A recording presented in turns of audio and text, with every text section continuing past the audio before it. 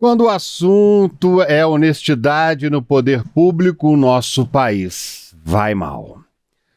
O Brasil continua estacionado numa situação complicada, né? Quando o assunto é esse, honestidade no setor público. Os dados mais recentes do Índice de Percepção da Corrupção, divulgados hoje, mostram que o país segue na 107ª posição no ranking global. Essa é a pior colocação já registrada na série histórica. Com apenas 35 pontos, a gente ficou abaixo da média mundial. A organização Transparência Internacional destaca que o cenário é de estagnação. Entre os motivos para esse desempenho ruim, o relatório aponta, imagina, o caso Master, e o descontrolado volume de dinheiro de emendas parlamentares no Congresso. Aí, por que a gente está sendo visto dessa forma lá fora? Mesmo com alguns avanços na justiça contra ataques à democracia, à impunidade, em grandes esquemas, ainda preocupa muito. Hoje, o Brasil aparece ao lado de nações como Sri Lanka e atrás de vizinhos como a Argentina, o Uruguai. E, nesse questionário, no quesito de integridade, é um sinal de alerta que a gente não pode ignorar, hein, Lari? O pessoal tá vendo a gente lá fora de uma forma nem um pouco agradável para nós brasileiros. Larissa Arantes. André, é importante a gente olhar para esse índice com cuidado, né? E olhar também para o relatório que é produzido pela equipe que fica aqui no Brasil, né? A equipe da ONG que fica aqui no Brasil e faz uma análise mais aprofundada de tudo isso, né? Como você disse, essa estagnação chama a atenção. E se a gente for fazer uma análise, né? É preciso, então, que os poderes ali, os chefes dos poderes, legislativo, judiciário, executivo, né, possam fazer uma reflexão. No caso do Congresso, por exemplo, né, como que é possível desenvolver novas leis que possam aumentar, por exemplo, a fiscalização em diversos âmbitos para evitar casos de corrupção utilizando o dinheiro público, né? No caso do judiciário, eu fico pensando em relação a uma celeridade que pode ser dada também para esse tipo de caso. Se a gente pega, por exemplo, a atuação do ministro Flávio Dino à frente da questão das emendas parlamentares, por exemplo, né? Lá no Supremo Tribunal Federal, a gente viu que, de fato, ele ficou em cima desse tema. Enfim, então, utilizar isso também como um ponto de análise para se atingir em outros assuntos também. Se a gente pega o executivo, pensar em como que os ministérios podem atuar cada vez mais em relação aos diversos âmbitos quando a gente aborda esse assunto, né, André? E aí, pegando um tema que me chamou muito a atenção quando vem aquele detalhamento em relação a esse relatório que é divulgado juntamente com o índice, André, que esse documento aponta que o Brasil avançou bastante no uso de inteligência financeira para ter como alvo ali essas redes de lavagem de dinheiro, redes muito sofisticadas de lavagem de dinheiro. Esse relatório destaca isso como um ponto a se observar, né? E algo como realmente considerado um avanço quando a gente olha para esse tema, né?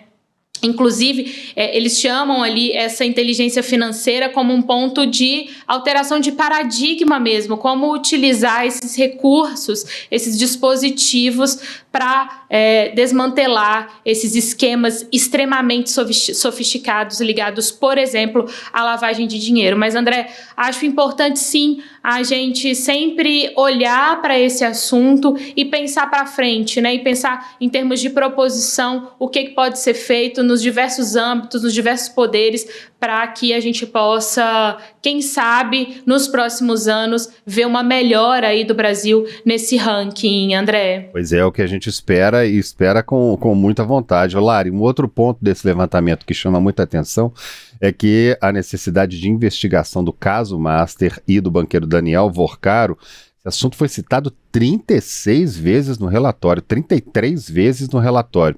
O tema é apontado como fundamental para deixar a nossa reputação não afundar ainda mais. E essa investigação está cada vez mais rodeada de muros e arames farpados, né? Ou a gente resolve, ou a gente vai continuar com esse filme queimado, né, Lari?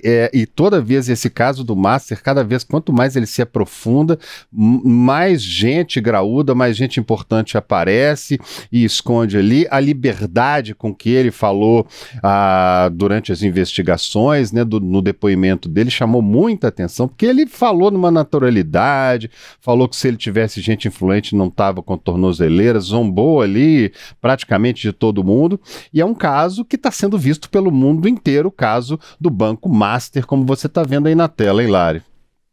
Exatamente. E aí, André, esse caso que a gente estava até comentando aqui no Primeira Análise ontem, como que, por exemplo, quando a gente olha para o Congresso Nacional, né, nós temos diversos pedidos ali de instalação de comissões parlamentares de inquérito, né, as famosas CPIs, voltadas para essa questão do Banco Master, né? A gente tem não só as comissões parlamentares de inquérito, que seriam formadas ali ou só por deputados ou só por senadores, a gente também tem as comissões parlamentares mistas, né, de inquérito, juntando ali deputados e senadores, mas esses pedidos, pelo menos os que já foram formalizados, que já atingiram ali o número mínimo de assinaturas, eles seguem numa fila, né? E aí depende de todo um rito para que possam ser instaladas ou não. O que a gente tem visto é, por exemplo, quando a gente olha para outras comissões,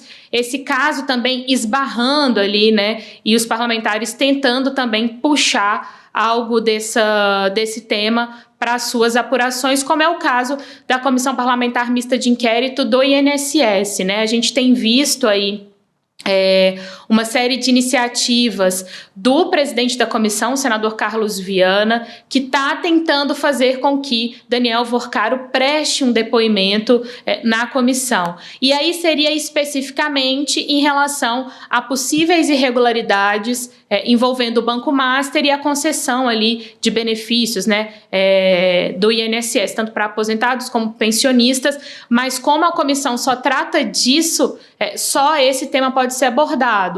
As outras questões envolvendo o Banco Master não podem ser alvo de perguntas, enfim, na comissão. Mas a gente tem visto, por exemplo, essa tentativa do presidente da CPMI do INSS de fazer com que, de fato, o Worcaro participe e fale, né? Na semana passada mesmo, teve uma reunião entre Viana e o ministro relator lá no Supremo Tribunal Federal do caso do Banco Master, que é o Dias Toffoli, solicitando, né, que possa, de fato, que Worcaro seja autorizado a prestar esse depoimento lá na CPMI do INSS. A gente segue aguardando, porque inicialmente o depoimento tinha sido marcado para dia 19 de fevereiro, logo depois do Carnaval. Depois houve uma mudança de data, marcando esse depoimento para o dia 26 de fevereiro. E também soma-se a isso, quando a gente olha para o Banco Master, essa última notícia que repercutiu muito ontem, que foi uma apuração da CNN, André, da quebra da criptografia dos celulares ali de Daniel Worcaro, né? A CNN trazendo trazendo essa informação de que a Polícia Federal conseguiu acessar, portanto, um dos principais celulares, se eu não me engano, de Daniel Worcaro, para ter acesso ali a trocas de mensagens e outras informações. E aí a gente até questionava, né, a respeito de como seriam essas revelações, né? Porque no próprio depoimento que o Worcaro deu para a delegada da Polícia Federal, que está à frente desse caso, depoimento no mês passado, naquele depoimento ele é questionado, inclusive, sobre as relações políticas, né? E ele diz que não teria como lembrar de todo mundo que esteve em sua casa e que ele tem amigos em todos os poderes. Então, existe uma expectativa sobre também quais serão, quem estará ali nessa troca de mensagens no celular de Daniel Vorcaro. Então, quando a gente pega esse índice, esse relatório, tratando também do caso Master, da magnitude do caso Master, é importante a gente ir também detalhando para quem nos acompanha as últimas movimentações, as últimas notícias, digamos assim, né, André? Mas, claro, chama a atenção, sim, que isso está lá, né? Está bem citado quando a gente observa esse documento divulgado hoje, André. Pois é, Lari, esse assunto certamente vai ser um assunto do ano inteiro, né? A gente tem, inclusive, algumas recomendações, uma arte que a gente preparou para vocês aí. Vamos colocar na tela para ver o que a gente tem de informações aí, ó. Tá aí, ó. Para o governo, recomendações para 2026. Para o governo federal, assegurar total transparência orçamentária e cessar o uso de mecanismos, né, opacos de barganha política, como a variação de orçamento secreto, negociações de emendas, ou seja, essas são as recomendações para que a gente possa melhorar essa nossa situação aí, né, no que diz respeito ao ranking de corrupção. Fortalecer a integridade, especialmente na nomeação para altos cargos e a transparência de agências regulatórias e demais órgãos de supervisão com atenção em setores estratégicos como a CVM e a ANM, entre outros assuntos. Quer dizer, a ANM, exatamente, falei errado aqui, a coisa me corrigiu aqui. Gente, essas são algumas das recomendações, pessoas que estão vendo lá de fora, o que a gente precisa fazer aqui, ou seja, é preciso, do outro lado, pessoas de outros países observarem o que está acontecendo aqui, o que a gente precisa fazer. Olá, muitas vezes, né, a gente acha que os nossos problemas só repercutem aqui no nosso quintal, no nosso país, só que não, né? A fraude bilionária do INSS contra aposentados e pensionistas também está nesse relatório e chama muito a atenção porque o combate à corrupção no Brasil é visto dessa forma lá fora. Fato é que o Brasil precisa responder de forma incisiva a essa questão e é um problema que já vem de longa data, isso não é de hoje. Toda vez que o Brasil aparece mal colocado, a gente fala sobre esse assunto ele se esvazia num determinado tempo e tempo depois a gente volta a ter essas informações de como é que a gente está sendo visto lá fora e, na verdade, como é que está acontecendo aqui dentro, né, Lari? Exatamente, André, porque quando a gente pega esse tipo de índice, né, a gente consegue ter essa comparação entre os países e que possa ser útil no sentido, inclusive, de entender o que os países que estão aí melhor colocados nesse ranking estão fazendo, o que seria possível colocar em prática aqui no Brasil, né? E você citava, André, a questão do INSS, né? Esse é um dos pontos, inclusive, citados no relatório, né, que foi divulgado paralelamente ao índice, apontando que, logo que a fraude foi revelada, etc., apontando que a resposta do Executivo Federal deveria ter sido mais rápida, né, no sentido de apresentar medidas ali para, inclusive, tentar melhorar um pouco, ou mesmo tentar reaver o prejuízo que havia sido causado aos pensionistas e também aos aposentados. A gente viu o governo federal batendo muito na tecla em relação ao ressarcimento, né, divulgando ali o aplicativo, divulgando quais eram as formas de o cidadão que foi prejudicado de recorrer e pedir esse ressarcimento.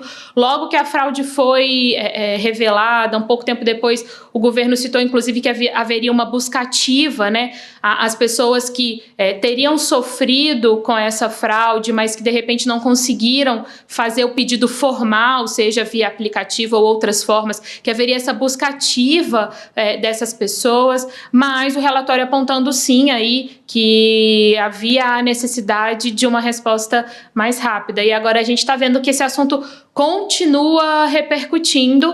Volto a citar aqui a questão da Comissão Parlamentar Mista de Inquérito do INSS, lá no Congresso Nacional, né? Inclusive com a tentativa de prorrogação do prazo de funcionamento da comissão. Então, também os parlamentares debruçados em possíveis novas revelações que possam ser feitas em relação a isso. Mas volto num ponto, André, que é sempre bom obviamente, claro, né, as investigações, as apurações ocorrerem no âmbito ali do Congresso Nacional, mas é sempre importante a gente pensar no depois, né, porque muito se ouve falar no bordão, primeiro, né, uma comissão, uma CPI, todo mundo sabe como começa, mas não sabe como termina, e tem um outro bordão que vai acabar em pizza, né, então, para evitar que isso aconteça, é sempre bom a gente pensar e cobrar dos parlamentares medidas efetivas para que isso não volte a se repetir, né? Logo que a comissão parlamentar de inquérito ela acaba, existe todo um relatório produzido. Nesse relatório, normalmente, né, os parlamentares colocam ali sugestões de aprimoramento da legislação. Então, é importante também, caso a comissão de fato encerre os seus trabalhos por agora, ou mesmo se tiver a prorrogação ao fim dela, a gente analisar com cuidado essas proposições que vão ser feitas de aprimoramento da legislação, porque o mais importante, né, para além do ressarcimento e de punir os responsáveis por isso, é a gente garantir também que isso não ocorra novamente, né, André? Com toda certeza, Lari.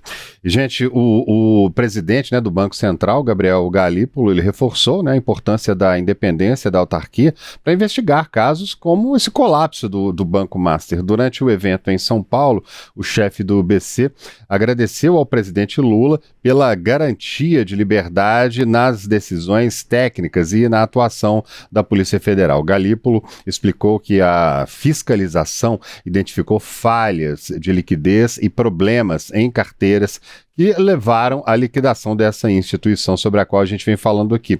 Ele destacou que o objetivo, né, é preservar o sistema financeiro e punir também apenas os responsáveis. Uma coisa muito importante, punir apenas os responsáveis por eventuais erros, sem prejudicar a estrutura bancária. A gente teve casos recentes aí, né, um pouco mais para trás, na Operação Lava Jato, em que empresas inteiras quebraram, ficaram completamente falidas, sendo que poderia ter sido feita uma troca de gestão para que não houvesse esses problemas. Sobre os juros, o economista adotou um tom de cautela, mais cauteloso, né, afirmando que o momento é de ajuste e não de comemoração antecipada.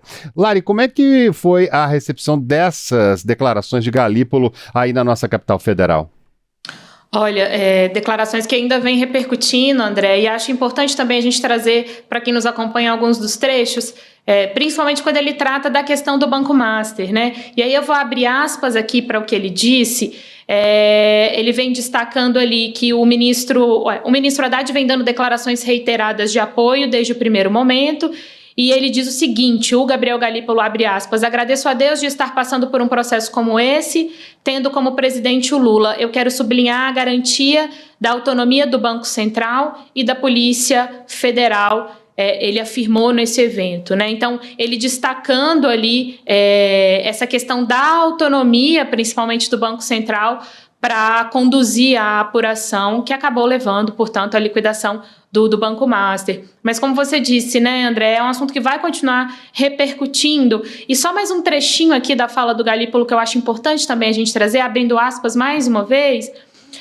Muita gente pode dizer, mas isso é uma garantia constitucional, está dada ali. É isso mesmo, mas temos essa certeza, essa tranquilidade que vamos poder trabalhar com essa devida autonomia. Então, ele destacando esse ponto, importante trazer para quem está nos acompanhando isso também, para entender que as primeiras notícias chegaram em relação ao Banco Master e BRB, foram reveladas ali pela mídia, né? Mas trazendo também essa perspectiva da apuração que foi acontecendo dentro do próprio Banco Central em relação ao Banco Master. Mas é claro, André, é um assunto que a gente segue acompanhando aqui de Brasília, que, como você disse, é algo que tende a repercutir, né, aí nos próximos meses, quem sabe durante o ano todo, mas sempre que tiver algum destaque a gente traz aqui, e também está lá o material produzido pela nossa equipe aqui de Brasília no otempo.com.br, André.